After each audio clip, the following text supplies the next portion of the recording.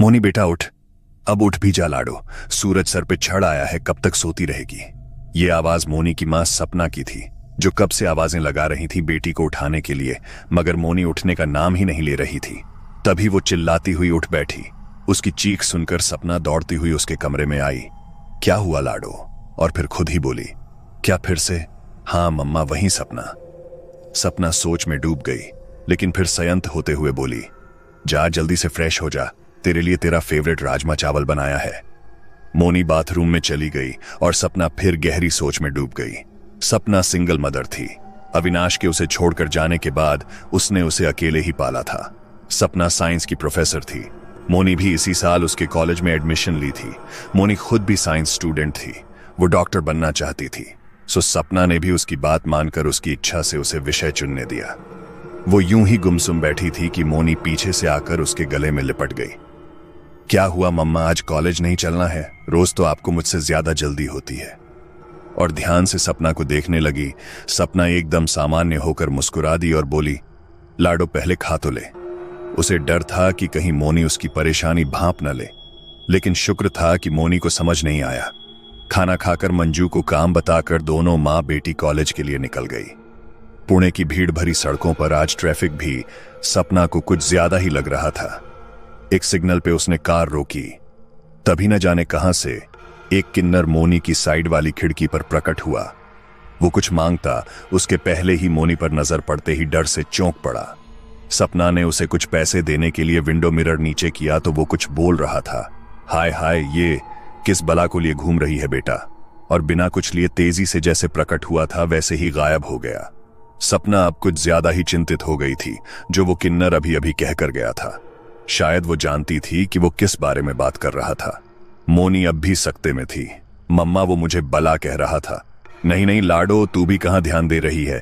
ऐसे लोग पैसे कमाने के लिए कुछ भी बोलते हैं। कॉलेज आ गया था। कार पार्क करके सपना स्टाफ रूम में और मोनी क्लास में चली गई। अरे वाह मम्मा की लाडो आ गई। आइए राजकुमारी जी, आपका स्वागत है।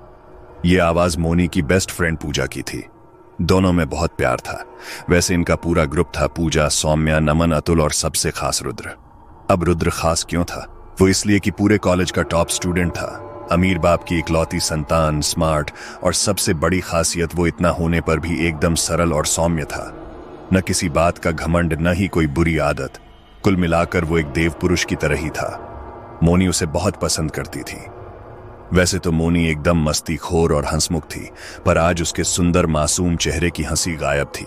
वो अब भी उस किन्नर के बारे में ही सोच रही थी। तभी रुद्र ने उसके चेहरे के सामने चुटकी बजाते हुए कहा, अरे मेरी शहजादी, आज ये शक्ल पर 12 क्यों बजे हुए हैं? वो उसे शहजादी ही बुलाता था। तभी सौम्या बोली, लगता है इसे प्यार हो गया है किसी से, और हंसने लगी। अरे अरे सौम्या, ऐसा मत बोल, वरना हमारा रुद्र तो अभी हार्ट अटैक से मर जाएगा। पूजा बीच में ही बोल पड़ी। सुनकर सारे एक साथ हंस पड़े।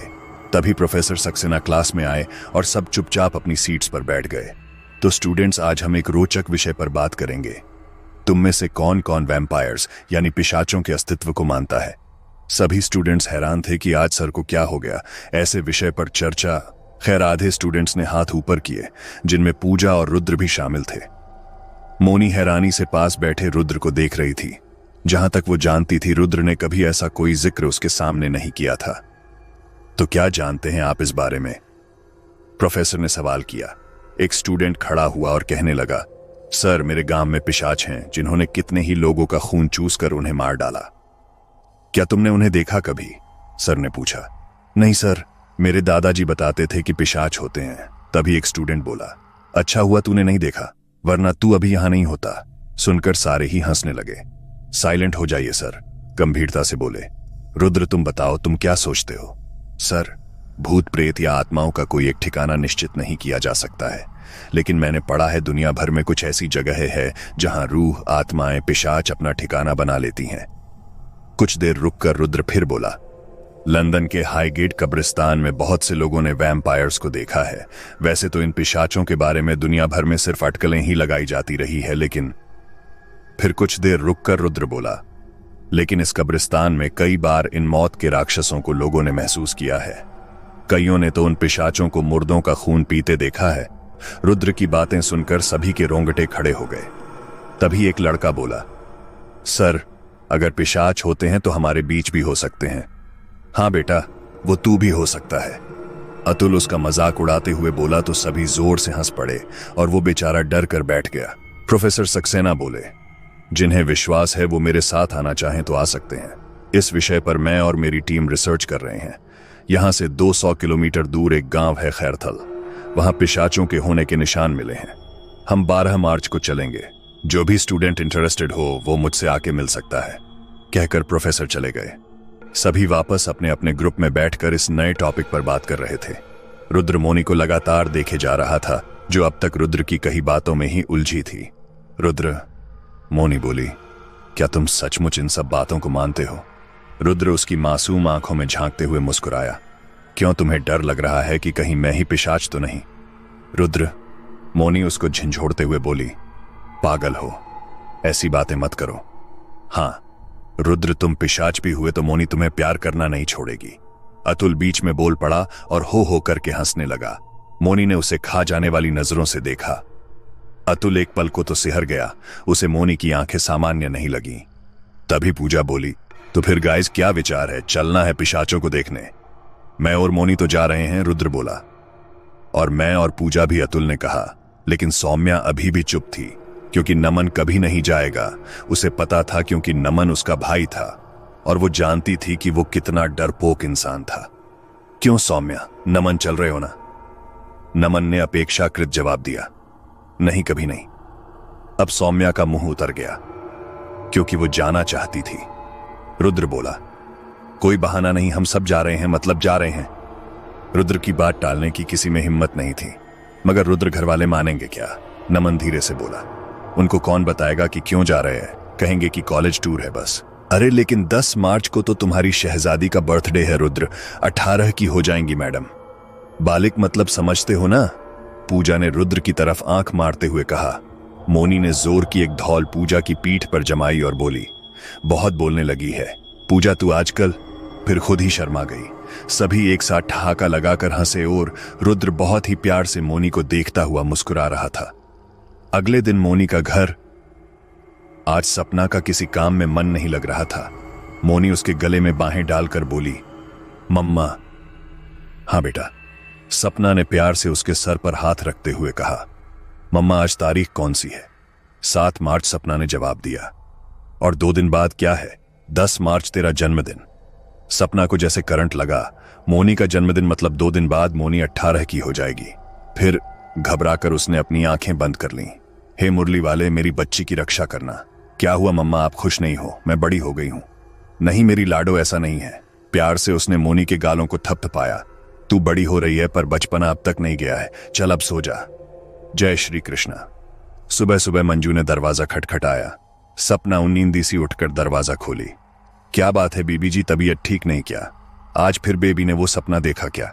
आप इतनी देर तो नहीं सोती? अरे सांस ले मंजू, सारे सवाल एक साथ।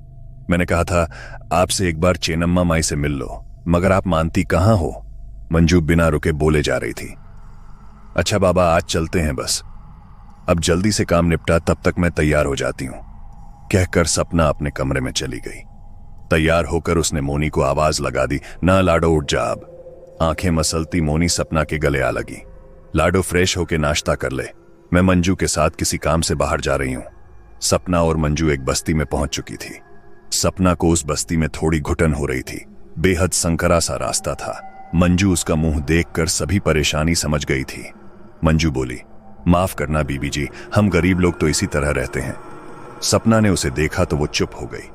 करीब 100 कदम चलने के बाद एक कच्चे मकान के आगे मंजू रुक गई और पुकारने लगी, माई ओ माई, आजा मंजू, तेरी बीबी जी को ले आई। सुनकर सपना हैरत से मंजू को देखने लगी। मंजू बस गर्व से मुस्कुरा दी, जैसे कह रही हो कहा था ना, माई सब जानती है। दोनों अब उस घर के अंदर थी। चारों तरफ चमकते त्रिशूल, लाल रंग की पोटलियां और ढेर सारी मोमबत्तियां लगी हुई थीं। चेन्नम्मा माई काले चौगे में बड़ी बड़ी आंखें, जिनके आसपास झुर्रियों के गहरे निशान और उन आंखों में गहरा मोटा काजल। ऐसा लग रहा था जैसे दरारों भरी दीवार पर किसी ने काला रंग पोत दिया हो।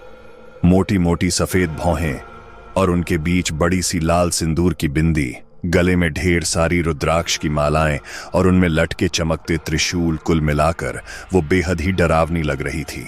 लेकिन वहां के माहौल में एक अजीब सी शांति थी जो सपना ने शिद्दत से महसूस की थी।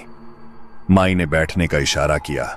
दोनों उनके सामने बिछे आसन पर बैठ गई। कुछ कहने को सपना ने होंठ खोले, मगर माई ने हाथ उठाकर उसे रोक दिया। मैं जानती हूं तू यहां क्यों आई है। सपना ने थोड़ा संकोच से मंजू की ओर देखा तो माई ने मंजू को बाहर जाने का इशारा किया। मंजू तुरंत बाहर चली गई। माई, अगर आप सब कुछ जानती हैं तो मेरे पति के बारे में भी सब जानती होंगी। माई ने सहमति में सिर हिलाया और बोली, तू चिंता न कर बेटी, वो जग का रखवाला है ना तेरा कृष्ण कन्हैया, उसने तेरी बेटी का रखवाला पहले ही भेज दिया है। अब मेरी बात ध्यान से सुन। इधर बाहर मंजू उत्सुकता से इंतजार कर रही थी। उसे मलाल था कि उसे बाहर भेज दिया और मैं कुछ जान नहीं पाई। करीब 1 घंटे बाद सपना बाहर आई। उसके चेहरे पर अब सुकून था, फिर भी खतरा तो अभी टला नहीं था। मंजू ने रुद्र और पूजा को फोन किया कि मोनी के बर्थडे की तैयारी करनी है। आज 10 मार्च पुणे का 5 स्टार होटल। बहुत अच्छा इंतजाम किया है रुद्र, सपना ने रुद्र की ओर स्नेह से देखते हुए कहा। आंटी, आपका आदेश जो था, और फिर मोनी का बर्थडे है, खास तो होना ही चाहिए। सारे मेहमान, मोनी के सारे दोस्त, सभी लोग आ चुके थे। मोनी ने केक काटा और सभी ने उसे विश किया। मोनी रुद्र के साथ डांस फ्लोर पे चली गई। सभी डांस कर रहे थे। तभी अचानक मोनी को अपने शरीर में खिंचाव सा महसूस हुआ और वो चीख कर बेहोश हो गई। उसकी इस हालत को देखकर सपना घबरा गई, लेकिन रुद्र ने सभी को शांत रहने को बोला और मोनी को गोद में उठाकर रूम में ले गया। पूजा और सौम्या मोनी के पास थी। रुद्र ने सपना से कहा, आंटी, मुझे आपसे कुछ बात करनी है। दोनों एक तरफ जाकर बात करने लगे। रुद्र ने जो सपना से कहा उसे सुनकर सपना के चेहरे के भाव रंगों की तरह बदलने लगे। कभी वो हैरान होती, कभी डर जाती, कभी चैन की सांस लेती। कुछ देर दोनों इसी तरह बातें करते रहे। मम्मा, मोनी ने पुकारा। सपना उसके पास ही बैठी थी। रुद्र भी उसके पैरों के पास बैठा हुआ था। सपना ने देखा रुद्र की आंखों में आंसू थे जिन्हें वो छुपाने की कोशिश कर रहा था। मुझे क्या हुआ था मम्मा? कुछ नहीं लाडो, बर्थडे के चक्कर में ज्यादा ही थक गई थी तू। मैं मेहमानों को देखती हूं, तुम लोग इसका ख्याल रखो, कहकर सपना पार्टी हॉल में चली गई। हाँ तो शहजादी, तेरा इतना ही मन था कि रुद्र तुझे गोदी में उठाए तो यूं ही बोल देती, ये बेहोशी का नाटक करने की क्या जरूरत थी, कहकर पूजा शरारत से हंसने लगी। पूजा, रुद्र ने थोड़ा गुस्से से कहा, इस हालत में भी मजाक, हद है यार। सॉरी रुद्र, पूजा उसे गुस्से में देखकर बोली। चल सौम्या, कुछ देर चकवे चकवी को अकेला छोड़ देते हैं, कहकर मोनी की तरफ आंख मार के वो दोनों बाहर चली गई। रुद्र ने तड़प कर मोनी को गले लगा लिया। वो भी कस कर रुद्र से लिपट गई। तभी मोनी को अपने गले में लटका चांदी का त्रिशूल महसूस हुआ। ये क्या है रुद्र? और ये हाथ का काला धागा मैंने तो नहीं पहना था। कुछ नहीं है शहजादी, तुम्हारी माँ का प्यार है, ये पहनने में कोई हर्ज नहीं, उनका दिल रखने को पहन लो। आज 12 मार्च सुबह के 7 बज रहे थे। मोनी, सारी पैकिंग हो गई लाडो? हाँ मम्मा। अरे आप कहाँ जा रही हो? ये बैग्स। सपना का सामान देखकर मोनी हैरानी से लगभग चिल्ला पड़ी। हाँ मैं भी चल रही हूँ, और तू चिंता न कर, प्रोफेसर सक्सेना के साथ उनकी कार से आ रही हूँ, तेरी आजादी में कोई खलल नहीं होगा, और कहकर मुस्कुरा दी। लेकिन उसकी मुस्कुराहट के पीछे डर और बेचैनी करवट ले रहे थे। सभी लोग मस्ती करते हंसते खेलते खैरथल पहुंच गए। वहां के डाक बंगले में उन सभी के रहने का इंतजाम था। शाम हो चली थी। गांव की ठंडी, ताजी और साफ हवा सभी को आनंदित कर रही थी। सब लोग खाना खाकर फायर कैंप की तैयारी में जुट गए। रात के लगभग 10 बज रहे थे। सभी गोल घेरा बना के बैठे हुए थे। प्रोफेसर्स कुछ ही दूर अपनी रिसर्च की चर्चा में मशगूल थे। अंताक्षरी खेलने में मुझे मजा नहीं आता, अतुल बोला। तो तेरे लिए क्या परियां बुलवाएं? नमन हंसते हुए बोला। आंखें तरेड़ते हुए अतुल ने कहा, हाँ, और तू तो परियों से भी डर जाएगा, और अपनी पैंट। उसने बात अधूरी छोड़ दी, मगर समझ सभी गए थे। नमन को अपनी इंसल्ट अच्छी नहीं लगी और वो उठकर भाग गया। भागते भागते उसे ये ख्याल ही नहीं रहा कि वो डाक बंगले से लगे जंगल में आ गया है। जब उसे ख्याल आया तो उसने देखा कि हर तरफ अंधेरा ही अंधेरा है। चारों तरफ से उसे डरावनी सी आवाजें आ रही थीं। वो मुड़ने को हुआ और उसने जो देखा उसे देखकर अच्छों अच्छों की रूह कांप जाए। फिर ये तो बेचारा डरपोक नमन था। उसके सामने एक भयानक काला साया खड़ा था। अंधेरे में उसकी 2 लाल लाल आंखें चमक रही थीं। उसकी गुर्राहट से नमन का रोम रोम कांप उठा और वो चीख मारकर बेहोश हो गया। जब उसे होश आया, प्रोफेसर सक्सेना और उसके साथी उसके आसपास खड़े हुए थे। वो उठ बैठा। सौम्या रो रही थी। उसके होश में आते ही वो भाई कहकर उससे लिपट गई, लेकिन डर के मारे अब भी नमन की आवाज नहीं निकल रही थी। तुम थोड़ा आराम करो, रुद्र ने कहा, और अतुल को उसके पास छोड़कर सभी बाहर आ गए। इधर डाक बंगले की देख रेख करने वाला मंगलू सक्सेना सर से कह रहा था, मैंने कहा था ना साहब, यहां वो पिशाच है, जरूर उस लड़के ने उसे ही देखा होगा। अरे मंगलू, हम भी पिशाचों के बारे में जानने ही आए हैं। चलो तुम खाने का इंतजाम करो, दोपहर का वक्त। रुद्र, चलो ना, हम थोड़ा घूम कर आते हैं। हाँ, और अगर कबाब में हड्डी न लगे तो हम भी साथ आते हैं। रुद्र से पहले पूजा बोल पड़ी। मोनी उसके पीछे भागी। तू न कभी बाज नहीं आएगी अपनी हरकतों से, पूजा की बच्ची। और पूजा उसे मुंह चिढ़ाने लगी। अच्छा चलो, सब थोड़ा घूम आते हैं। सर से आज्ञा लेकर सब निकल पड़े। ध्यान से जाना लाडो, रुद्र इसके साथ ही रहना। यह सपना की आवाज थी। Okay aunty, don't worry, Rudra बोला। गांव की हरियाली, यहां की शुद्ध हवा, खेतों की ये मिट्टी की महक, सब कुछ कितना अच्छा है ना रुद्र। कहां खोए हो? रुद्र जैसे तंद्रा से जागा। कुछ नहीं शहजादी, तुम्हारे ही ख्यालों में खोया था। मोनी रुद्र से लिपट गई। तभी उसे लगा जैसे कोई उसके पीछे है। रुद्र को भी यही एहसास हुआ। वो दोनों प्यार में खोए न जाने कब जंगल में आ गए थे, उन्हें पता ही नहीं चला था। रुद्र थोड़ा चिंतित हो गया था अब।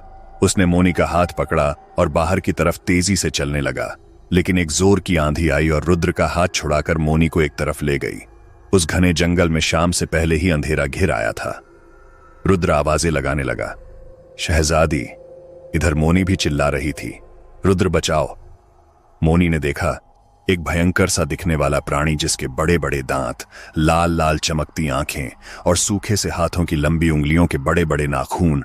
वो उसे ही देख रहा था। मोनी हैरान रह गई। ये तो वही है जो बचपन से मेरे सपनों में आया करता था, मेरा खून पीता था और मैं डर से उठ जाती थी। हे कन्हैया, रक्षा करो। वो आंखें मूंद कर जैसे बड़बड़ाने लगी। तो तू आ ही गई, कब से इंतजार कर रहा हूं तेरा। 18 साल से मेरी बच्ची, अब तू मेरे साथ रहेगी, कहकर वो पिशाच मोनी की तरफ बढ़ने लगा, मगर उसे छूते ही चीख कर दूर जा गिरा। ये चेनम्मा माई के दिए उस त्रिशूल का कमाल था। मेरी बच्ची, उतार दे इसे, उतार दे। देख, मैं तेरा पापा हूं। तेरी मां ने अपने बाप के साथ मिलकर मुझसे अलग कर दिया था तुझसे। मैं जानता था 18 कि होते ही मेरा खून तुझे खींच लाएगा। मोनी अब तक सम्मोहन में ही उस पिशाच की सारी बातें सुन रही थी। रुद्र आगे बढ़ा, मगर एक तेज झोंके ने फिर से उसे उठाकर फेंक दिया। इस बार रुद्र का सिर पेड़ से टकराया और वो बेहोश हो गया। तभी सौम्या और पूजा और 2-3 स्टूडेंट्स उन दोनों को ढूंढते हुए वहां पहुंच गए थे। उनको देखते ही पिशाच शैतानी हंसी हंसने लगा। उसकी भयानक हंसी पूरे जंगल में गूंज रही थी। सब डर के मारे जड़वत हो गए। उनमें से एक लड़का सौरभ भागने लगा, लेकिन वो भाग पाता उसके पहले एक पेड़ से दूसरे पेड़ पर छलांग भरते हुए उसने उसे पकड़ लिया और अपने नुकीले दांत सौरभ की गर्दन में घुसा दिए।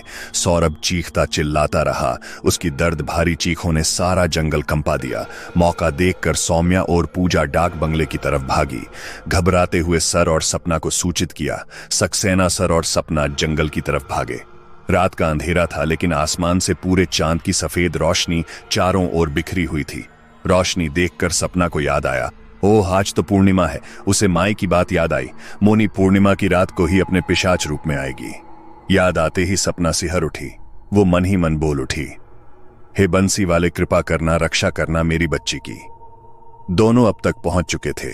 सपना वो दृश्य देखकर दहल गई। अविनाश, हाँ, वो अविनाश ही था उसका पति, जो एक पिशाच था जिसे उसने अपने पापा के गुरुजी द्वारा दूर कहीं बंधवा दिया था। उसका ऐसा भयानक रूप देखकर सपना डर गई। उस पिशाच के मुंह से खून टपक रहा था। भयंकर लाल आंखें जो सपना को देखकर गुस्से से और भी लाल हो गई थी। वो जोर जोर से गुर्राने लगा। इधर मोनी ने यंत्रवत अपने गले से त्रिशूल निकालकर फेंक दिया था। उसके हाथ में बंधा अभिमंत्रित धागा भी उसकी कलाई से अलग हो गया था। वो अपने पिशाच रूपी पिता की ओर बढ़ रही थी। नहीं लाडो, मत जाना। उसके पास वो तेरे पापा नहीं है, पिशाच है। मगर जैसे मोनी को कुछ सुनाई नहीं दे रहा था, वो बस आगे बढ़ रही थी। तभी 2 पेड़ों की खाली जगह से चांद की रोशनी मोनी पर पड़ी और अचानक उसका शरीर अकड़ने लगा। उसका मासूम चेहरा बदल रहा था। वो अब भयानक पिशाचिनी में बदल रही थी। उसकी आंखें रक्ताब हो गईं। उसके 2 दांत निकलकर बाहर आ गए थे। ये देखकर सपना बेहोश हो गई। वहां मौजूद हर शख्स की रूह कांप रही थी, मगर 2 लोग चौकन्ने थे, प्रोफेसर सक्सेना और रुद्र। रुद्र होश में आ चुका था, बस मौके के इंतजार में था। मोनी अब अपनी मम्मा की मासूम लाडो से एक भयंकर पिशाचिनी में परिवर्तित हो गई थी। उसे तलब लगी थी, खून की तलब, और वो पिशाच अब भी शैतानी हंसी हंस रहा था। आजा देख, कितने शिकार है यहाँ, जिसका खून पीना है पी ले मेरी बच्ची। और मोनी खतरनाक दृष्टि से सामने घबराई सी पूजा की तरफ बढ़ने लगी, लेकिन उसके करीब आने से पहले ही रुद्र ने उसे अपनी बाहों में ले लिया और उसके गले में चांदी का वो माई वाला त्रिशूल पहना दिया। एक झटका सा लगा रुद्र को और अगले ही पल मोनी बेहोश होकर उसकी बाहों में झूल रही थी। उसे एक तरफ लेटाकर रुद्र पिशाच की तरफ पलटा। वो जोर जोर से चिंघाड़ रहा था, लड़के मैं तुझे जिंदा नहीं छोड़ूंगा। और वो रुद्र पर झपटा। वो कुछ कर पाता उसके पहले प्रोफेसर सक्सेना ने पिशाच पर चांदी के अनगिनत छर्रे उछाल दिए। पिशाच चीख कर पीछे हटा और रुद्र को मौका मिल गया। उसने वो चांदी का छुरा उस पिशाच के गले में घोंप दिया जो रुद्र के दादाजी ने उसे दिया था। छुरा लगते ही पिशाच का शरीर रेत में तब्दील होकर बिखर गया। अब सब शांत था, सारा वातावरण हल्का सा हो गया था। सपना होश में आ गई थी। मोनी अभी बेहोश थी। सपना रुद्र को गले लगाकर बोली, तुम्हारा ये एहसान कैसे चुकाऊंगी रुद्र? नहीं आंटी, ये नियति थी मेरी और मोनी की, हम दोनों की किस्मत जुड़ी श हुई है। वरना जो सपना बचपन से मोनी देख रही थी वही मैं भी क्यों देखता था। सपना को याद आया माई ने कहा था कि उसे बचाने वाला वो लड़का रुद्र ही है जो उसके पिताजी के गुरुजी का पोता है। अगर मेरी मासूम मोनी ने किसी का भी खून चूस लिया होता तो आज वो पिशाचिनी होती। इस ख्याल से ही सपना कांप गई। हे मुरली वाले, तेरी कृपा ऐसे ही बनाए रखना। मोनी होश में आ चुकी थी। उसने रुद्र को देखा और बोली, तुमने मुझे बचाया ना उस पिशाच से।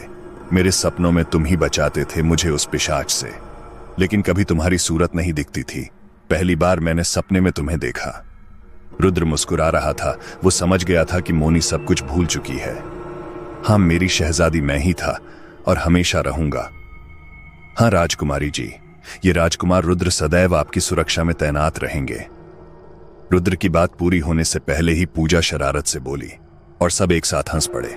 हाँ लाडो, रुद्र अब जन्म जन्म तक तुम्हारे साथ ही रहेगा, सपना स्नेह से बोली और मोनी ने शर्मा कर अपना मुंह उसकी गोदी में छुपा लिया।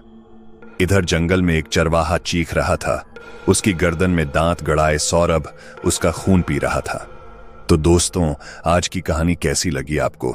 अगर ये कहानी अच्छी लगी हो तो कृपया हमारे चैनल को सब्सक्राइब कर ले।